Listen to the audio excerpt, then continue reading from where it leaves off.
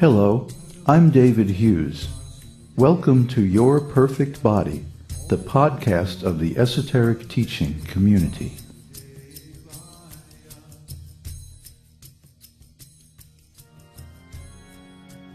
Today's selection is an essay entitled Vedic Error Correction Protocols.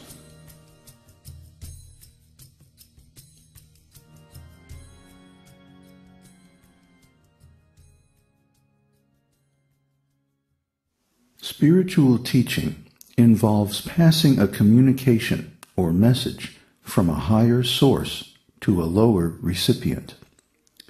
By definition, the spiritual master teacher is more highly developed, and the student is less developed in consciousness.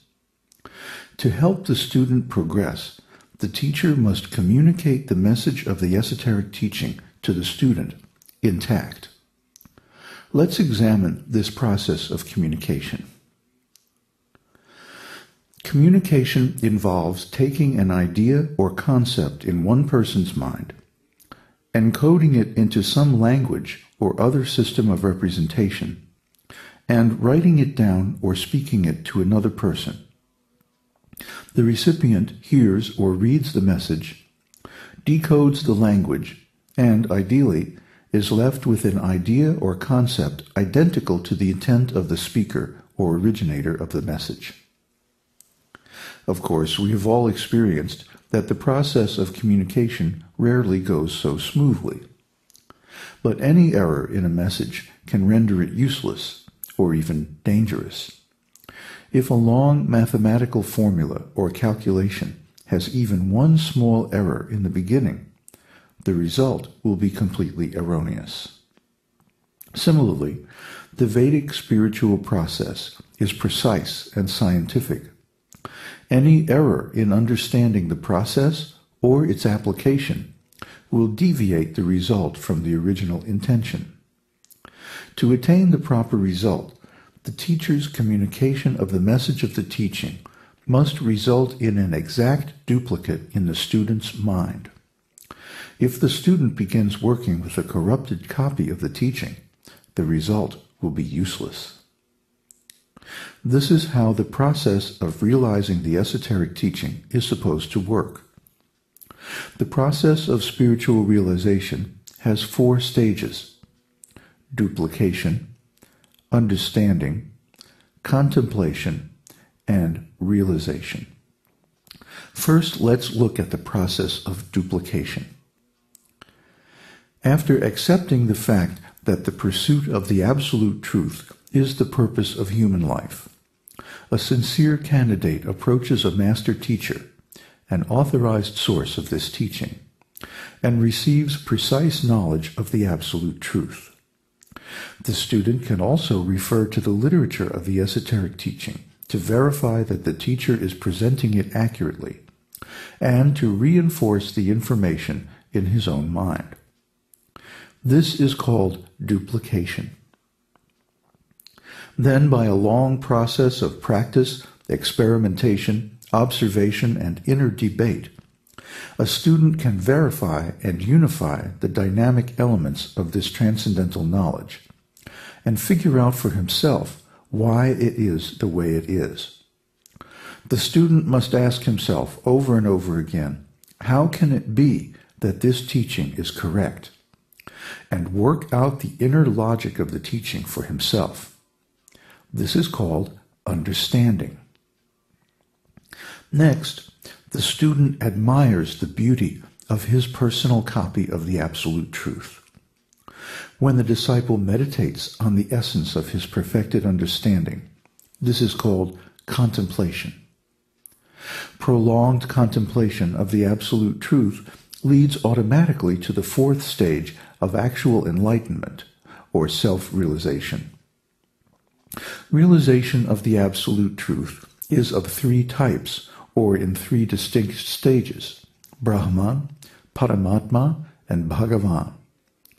Each stage has its own well-defined array of yogic techniques performed in the context of the standard Vedic transcendental ontology of the esoteric teaching. These techniques gradually develop into the various spiritual perfections by applying the four basic functions of the intelligence: duplication, understanding, contemplation, and realization to the transcendental subject matter. The proper use of intelligence is thus the first and the last word in the process of searching for the absolute truth. To use these methods of approaching the absolute truth effectively, one must first mentally record or duplicate the background philosophy of the teaching. That is, one must read or hear about this philosophy from one who understands it properly, both in theory and in practice. One should hear so nicely that one can repeat and explain the philosophy perfectly, almost like a tape recorder. As far as possible, one must make an exact mental copy of the philosophy of the teaching. This is the standard of duplication. Unless we duplicate the information about the Supreme Absolute Truth, how can we think about it properly? If we start thinking with an imperfect copy of the information, even if we reason perfectly, we may reach spurious, deviant conclusions. If one performs 10 pages of mathematical calculations perfectly, but makes a mistake on the first page, the result will be incorrect. So to be successful in our reasoning about the esoteric teaching, we must start with a perfect duplicate of the teaching, then mature our understanding through a process of inner debate, contemplation, and realization. The school of the esoteric teaching maintains accurate duplication in the transmission from teacher to student by using error correction protocols. We have experience with error correction protocols. Anyone who has connected to the internet with a modem has used error correction communications protocols without even knowing it. Also, in ordinary Western materialistic education, a great deal of information is transmitted from the teacher to the student. How can the teacher be sure that the student has received an accurate copy of the information? By questions, quizzes, tests, and reports. If the student gets a high grade on the test, it indicates that the information has been transmitted accurately.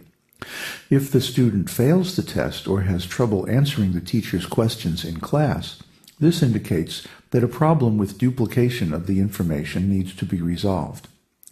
Thus, the real purpose behind tests and quizzes in Western academics is error correction of duplication. Reports serve a similar purpose, but indicate that the student has understood the subject well enough to think independently. This level of understanding is a more advanced stage than simple duplication of the subject material. Especially at the university level, education is designed to produce an understanding of the subject, enabling the student not only to think independently without distortion of the conclusions, but also to perform research and make a unique individual contribution to the field. If this is true in mundane education, how much more so in spiritual life? What is at stake is not merely one's material career, but one's eternal spiritual destiny. Therefore, the Vedic lineages of the esoteric teaching use a sophisticated error correction protocol to ensure that the teaching is passed down accurately from teacher to student. This system has proved accurate over many thousands of years. Let's see how this works by comparing the accuracy of message transmission with and without using error correction protocol.